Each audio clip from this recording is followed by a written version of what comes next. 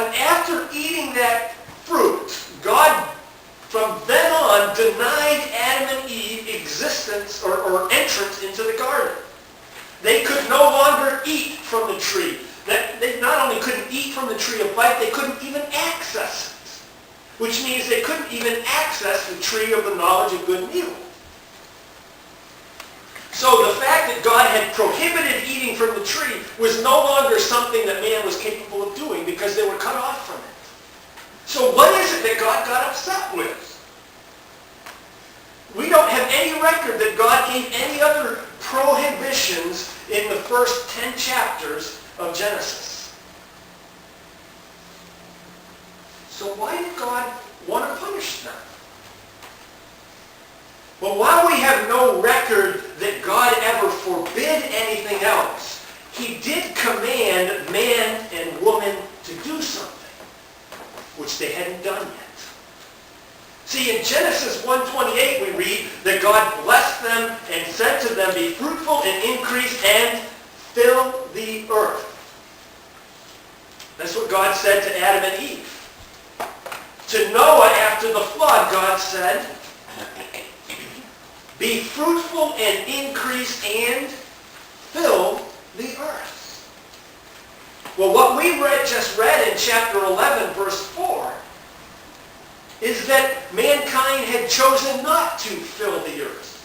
In fact, it appears when we read this passage, not only appears, it says that mankind wanted to build this city and this tower so that they would not be scattered over the earth. That tells me they knew what they were supposed to be doing, and they were willfully not doing it. We wonder why God's upset. It's because these guys were rebelling against God just the way that Adam and Eve had and all the men and women before the flood.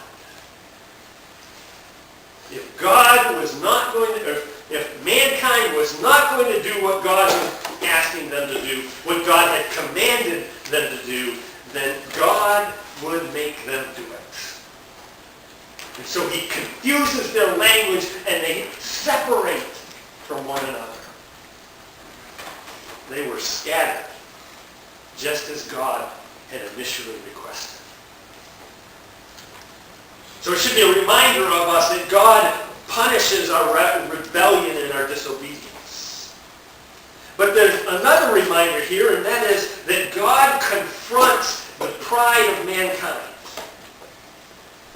Listen again to what the men were saying among themselves in chapter 11.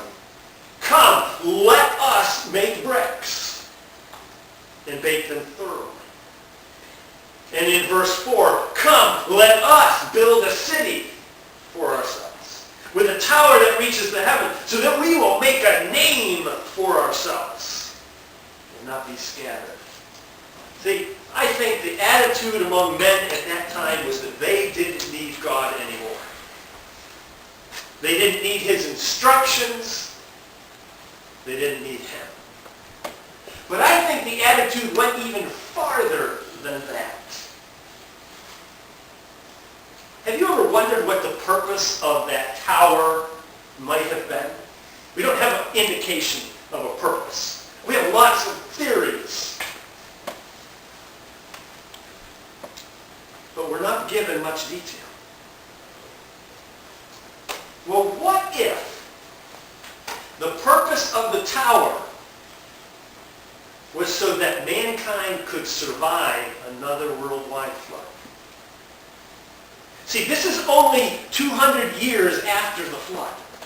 And if you look at the genealogies that we find in chapter 10, indications are that Noah was still alive.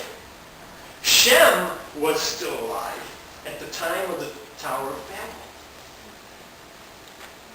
Could it be that their actions were to say, we don't need God to help us survive if there's another worldwide flood. We can do it on ourselves, by ourselves. Which may be why we have towers like that all over the world. You can find them in the Thailand region, Southeast Asia. You can find them in Central America and South America. Because these people spread out and did the same thing that they had originally been seeking to do. Could it be that man wasn't interested in God's instruction? They weren't interested in God's help. They didn't trust God anymore. That's really what would be happening. Because God said to Noah that he would never destroy the world by flood again.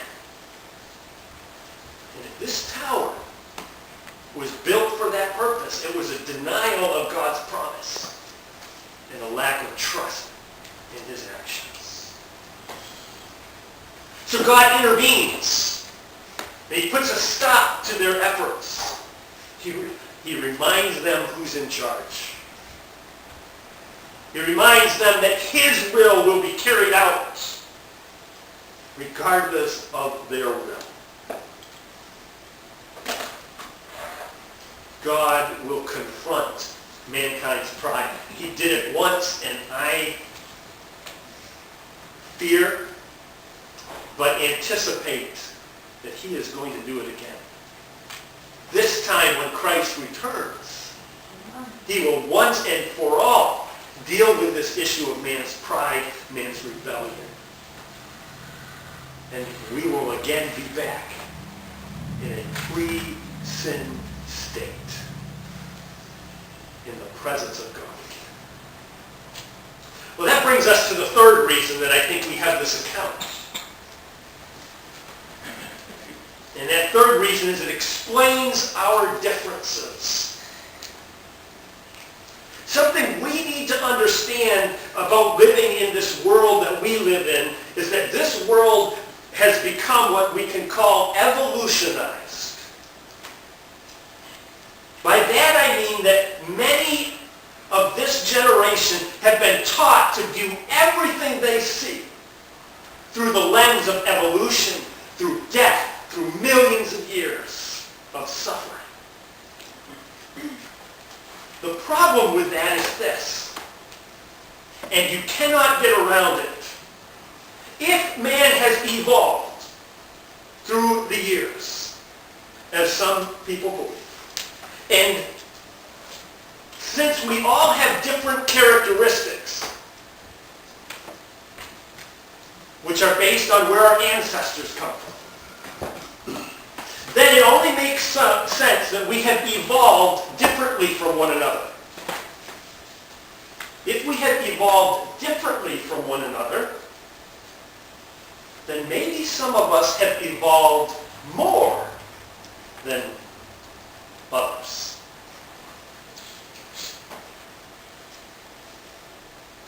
See, evolution has been used to help justify the racism that we have in the world today. Consider this quote. I'm not going to rattle off a lot of quotes to you this morning, but there are all kinds of them. But Stephen Gould said this. He said, biological arguments for racism may have been common before 1850, but they increased by orders of magnitude following the acceptance of evolutionary theory. See, the world looks at everything through evolutionary eyes. Even the title, the original title of Charles Darwin's book, hints to the racism that was behind it. The origin of species by means of natural selection, or the preservation of favored races in the struggle for life. You see, as evolution gained a foothold in culture, the world began to hear things like this. At the lowest stage of human development are the Australians. Some tribes of the Polynesians and the Bushmen, Hottentots, and some of the Negro tribes. A fellow by the name of Ernest Haeckel said that.